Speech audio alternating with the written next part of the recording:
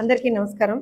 Media మిత్రులందరికీ ఇవాల్టి రోజున రాయచోటి నియోజకవర్గంలో జరుగుతున్నటువంటి వివిధ అంశాలని మీ దృష్టికి తీసుకురావాల్సినటువంటి అవసరం ఉందని చెప్పి ఈ పత్రికా సమావేశం ఏర్పాటు చేయడం జరిగింది. ముఖ్యంగా రాయచోటి నియోజకవర్గానికి సంబంధించి 4 దఫాల నుంచి ఎమ్మెల్యేగా గెలుస్తున్నటువంటి వ్యక్తి ఎవరైతే శ్రీకాంత్ రెడ్డి గారు ఉన్నారో, రాయచోటి నియోజకవర్గానికి ఏం చేశారని చెప్పి మీరు మళ్ళీ ఇవాళ రోజున ఓట్లు అడగడానికి వస్తున్నారు అనేటువంటి ప్రశ్న ప్రజల నుంచి ఉత్పన్నమవుతా ఉంది. తెలుగుదేశం పార్టీ తరఫు నుంచి, జనసేన పార్టీ తరఫు నుంచి, భారతీయ జనతా పార్టీ తరఫు నుంచి, కూటమి తరఫు నుంచి మేము ఎప్పుడైతే ప్రచారానికి వెళ్తున్నామో మా అభ్యర్థి మండిపల్లి రాంప్రసాద్ రెడ్డి గారికి ఓట్లు వేయమని చెప్పి మేము అభ్యర్థించడానికి హ్యూజ్ రెస్పాన్స్ అనేటువంటిది ప్రజల నుంచి వస్తుంది.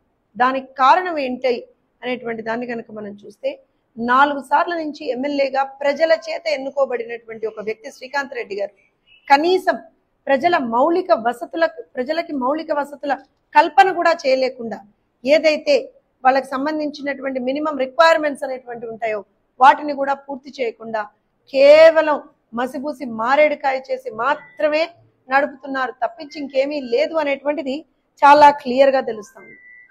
ఒక చిన్న ఉదాహరణ దీనికి గనక తీసుకుని ఉంటే, ఈయన శ్రీకాంత్ రెడ్డి గారు 4 సార్ల నుంచి ఎమ్మెల్యేగా గెలిచారు. కనీసం ఎన్ని కిలోమీటర్ల రోడ్డు వేశారో ఎవరికి తెలియదు. పోనీ ఎంతగానో మీరు డ్రైనేజ్ సిస్టమ్ని డెవలప్ చేశారో ఎవరికి తెలియదు. అయ్యా, మీరు ఈ 4 దఫాలుగా మీరు గెలిచిన ఈ 4 సార్లు 4 టర్మ్స్లో ఏం చేశారు అంటే మీరే మొన్న చెప్పుకున్నారు, అదేదో ఒక హైవే నేను వేయించానని చెప్పుకుంటున్నారు. సార్, కేంద్ర ప్రభుత్వ సహకారంతో వేసేటువంటి దాన్ని కూడా నేను చేశానని చెప్పుకుంటున్నారు అని అంటే నాకు తెలిసి మీరు కరెక్ట్గా ఖచ్చితంగా జగన్మోహన్ రెడ్డి గారి శిష్యులే మీరు, అందులో ఏ డౌటు లేదు. ఎందుకంటే రంగుల పిచ్చోడు కదా. పక్క వాళ్ళు కట్టించినటువంటి బిల్డింగ్లకి, మా ప్రభుత్వ హయాంలో కట్టినటువంటి బిల్డింగ్లకి, మా ప్రభుత్వ హయాంలో మేము కట్టుకున్నటువంటి ఏమంటారు అంటే యూనివర్సిటీలకు కానీ వేటికి కానీ రంగులు వేసుకొని పేర్లు మార్చుకొని, అదే కదా మీ సంస్కృతి. అలానే ఇవాళ మీరు కూడా ఇక్కడికి వచ్చి తెలుగుదేశం పార్టీ హయాంలో శాంక్షన్ అయినటువంటి ఒక హైవే, తెలుగుదేశం పార్టీ హయాంలో ఎంతో కష్టపడి ఆ రోజున మేం ప్రభుత్వంలో ఉన్నప్పుడు, ఆ రోజున మీరు ప్రతిపక్షంలో ఉండి ఇంత ఎత్తున మాట్లాడేవారు. శ్రీకాంత్ రెడ్డి గారు అంటే మనకి ఏం గుర్తొస్తుందండి? 2014 నుంచి 2019 వరకు ఊ అంటే ఆ అంటే అసెంబ్లీలో నిలబడి పెద్ద పెద్ద అరుపులతోటి పెద్దగా మాట్లాడుతూ ఏం చేశారు అని. అయ్యా, మీరు ఇవాళ ఏదైతే ఒక క్రెడిట్ తీసుకుంటున్నారో ఆ హైవేకి శాంక్షన్ తెచ్చింది తెలుగుదేశం పార్టీ. మొదటి విషయం. రెండో విషయం, అక్కడ మీరేదో 4 స్ట్రీట్ లైట్లు పెట్టించారేమో అని అంటున్నారు. అది కూడా ఏమోట, మళ్ళా మీరు పెట్టించారో లేదో కూడా సగం జనాలకు తెలియదు. ఆ స్ట్రీట్ లైట్లు కూడా ఇంత రంగుల పిచ్చి ఏంటండి?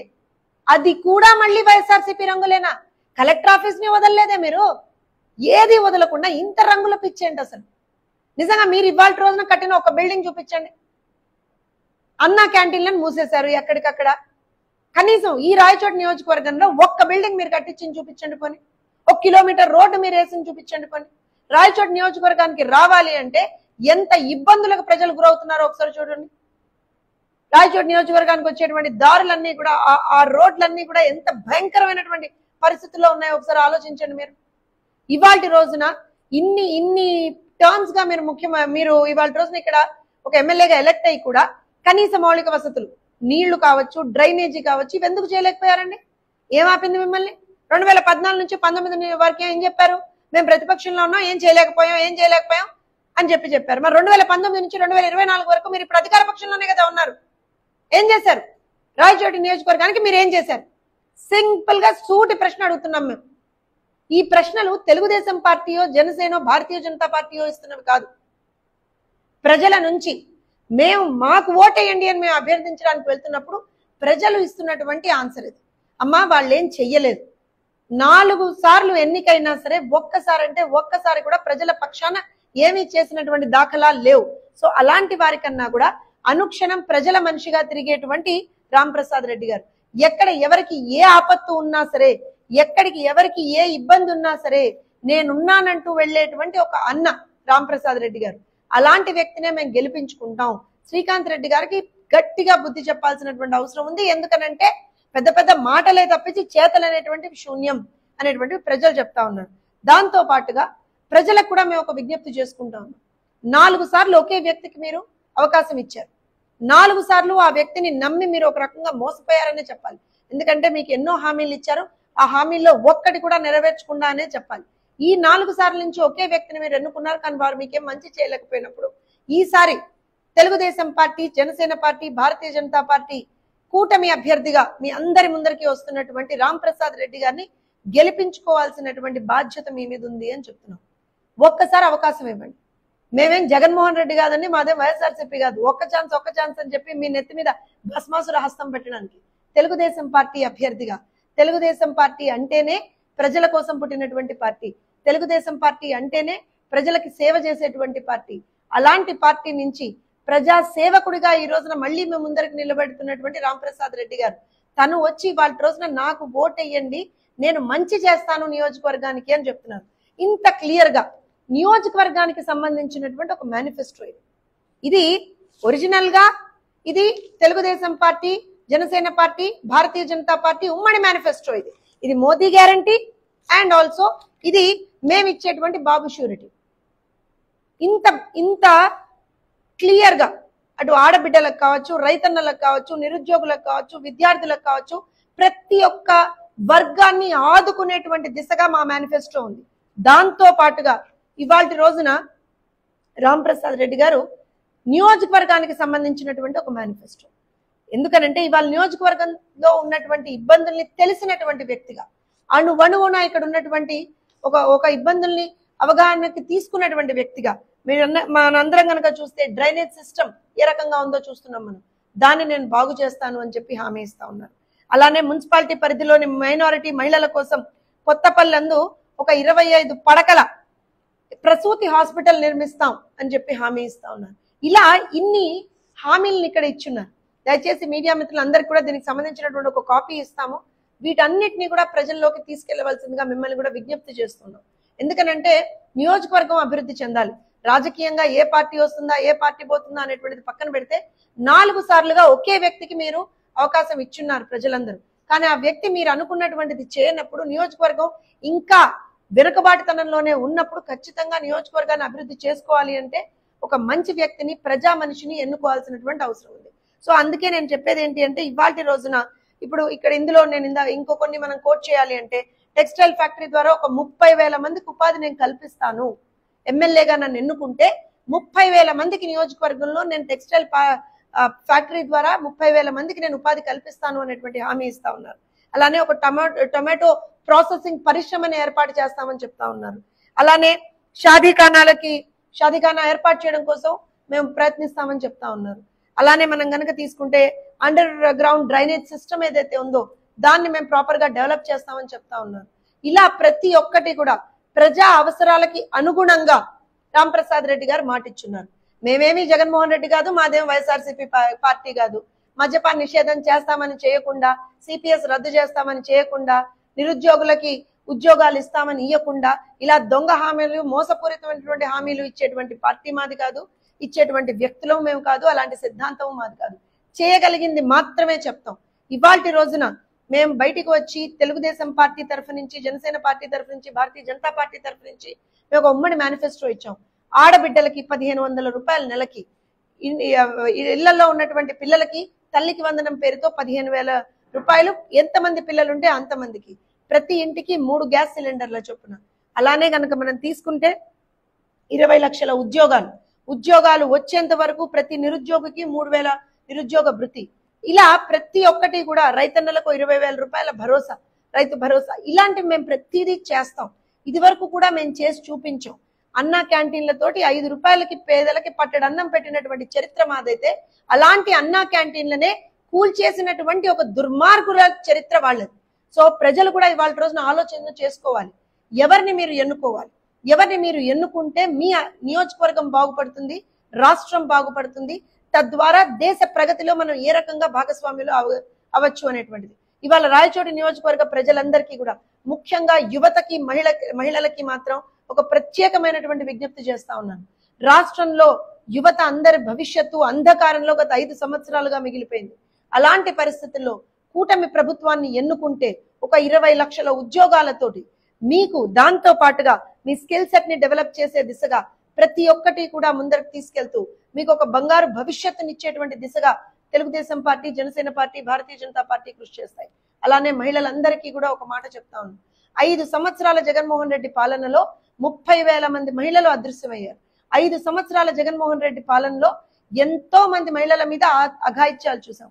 5 సంవత్సరాల జగన్మోహన్ రెడ్డి పాలనలో మహిళల మీద జరిగినటువంటి దాష్టికాలకి అడ్డు అదుపు లేకుండా పోయింది. అలాంటి పరిస్థితుల్లో మహిళల్ని మేము ఆదుకుంటామని చెప్పి ఇవాల్టి రోజున Telugu Desam party, Janasena party, Bharatiya Janata party ముందరికి వచ్చాయి. ఇంకొక విషయం, ఒక ప్రత్యేకమైనటువంటి విజ్ఞప్తి మైనారిటీ సోదరీమణులకు కూడా మేము చేస్తా ఉన్నాం. ఇవాల్టి రోజున వైఎస్ఆర్సీపీ పార్టీ బయటికి వచ్చి మళ్ళీ దొంగ మాటలు, దొంగ హామీలు, మోసపూరితమైనటువంటి మాటలు మాట్లాడుతూ ఉన్నారు. ఒక్కటే మైనారిటీ సోదరీమణులందరినీ కూడా ఒక్క విషయం గుర్తుపెట్టుకోమని చెప్తున్నాం. తెలుగుదేశం పార్టీ ఎన్డీఏలో భాగస్వాములుగా ఉన్నా సరే, ఎప్పుడైనా సరే, ఇన్ఫాక్ట్ ఇప్పుడనే కాదు, మా పార్టీ పుట్టిన దగ్గర నుంచి ఇవాల్టి వరకు కూడా అనుక్షణం మైనారిటీల కోసం కృషి చేసి పనిచేసినటువంటి పార్టీ మాది. ఆ మైనారిటీలకు హజ్ హౌస్ లాంటిది బిల్డ్ చేసి ఇచ్చినటువంటి పార్టీ మాది. మైనారిటీలకు రిజర్వేషన్లకు సంబంధించి గట్టిగా నిలబడి కొట్లాడినటువంటి పార్టీ మాది. అలానే అబ్దుల్ సలీం లాంటి ఒక మైనారిటీ సోదరుడు మొత్తం కుటుంబం మొత్తం కూడా ఆత్మహత్య చేసుకున్నటువంటి రోజున వైఎస్ఆర్సీపీ పార్టీకి సంబంధించి ఒక్కళ్ళు బయటికి రాలేదు. కానీ తెలుగుదేశం పార్టీ ఆ కుటుంబానికి అండగా నిలిచేటువంటి ఒక ప్రయత్నం చేసింది. మనం ఏ రోజున కూడా మర్చిపోకూడదు. ఎందుకంటే మిస్బా లాంటి ఒక చిన్న పిల్లని మనం అకారణంగా ఒక వైఎస్ఆర్సీపీ నాయకుడు చేసినటువంటి దుర్మార్గాలకి బలైపోతే ఆ పిల్ల చదువుకుంటున్నందుకు ఆ పిల్లని నిజంగా కూడా ఒక రకంగా మానసిక వేదనకు గురి చేస్తే తట్టుకోలేక ఒక చిన్న పిల్ల పసి కందు ఆత్మహత్య చేసుకుంది. ఇది వైఎస్ఆర్సీపీ పాలన. ఒక మైనారిటీ మహిళ మీద, ముస్లిం మహిళ మీద తను ప్రార్థన చేయడానికి వెళ్తూ ఉంటే బుర్ఖాను పట్టి లాగేసినటువంటి దుర్మార్గులు, దుష్టులు ఉన్నటువంటి పార్టీ అది. అలానే ఒక ముస్లిం మహిళ మీద అకారణంగా చేయి చేసుకున్నటువంటి పార్టీ అది. ఇన్ని జరుగుతున్నా సరే కనీసం ఆ పార్టీలో ఉన్నటువంటి మైనారిటీ నాయకులు కావచ్చు, ఆ పార్టీ అధినేత కావచ్చు, ఆ పార్టీలో మంత్రి పదవులను అనుభవిస్తున్నటువంటి వాళ్ళు కూడా కావచ్చు, ఏ ఒక్కరు ఏ రోజున వచ్చి మైనారిటీ సోదరుల పక్షాన ఏ రోజున మాట్లాడలేదు. తెలుగుదేశం పార్టీ హయాంలో చంద్రన్న ఆ రోజున ముస్లింలకి రంజాన్ తోఫా ఇచ్చారు, షాదీ ఖానాలను కట్టారు. అలానే మా ఆడపిల్ల పెళ్లిళ్ళకు కూడా సహాయ సహకారాలు అందించారు. ఇవన్నీ కూడా చంద్రన్న ఆ రోజున చేస్తే 5 సంవత్సరాల వైఎస్ఆర్సీపీ పాలనలో ఏది ఎక్కడ ఒక్క రూపాయి కూడా కనీసం వాళ్ళకి దక్కకుండా చేసినటువంటి పరిస్థితి చూసాం. అదే కాకుండా వక్ భూములను ఏ విధంగా ఆక్రమించారో చూసాం. 30,000 పైచిలుకు ఎకరాలు, 1 కాదు 2 కాదు 3 కాదు, 30,000 ఎకరాల పైచిలుకు వక్ భూములని దొంగతనంగా ఆక్రమించుకున్నటువంటి దుర్మార్గులు ఇవాళ రోజున వైఎస్ఆర్సీపీ నాయకులు.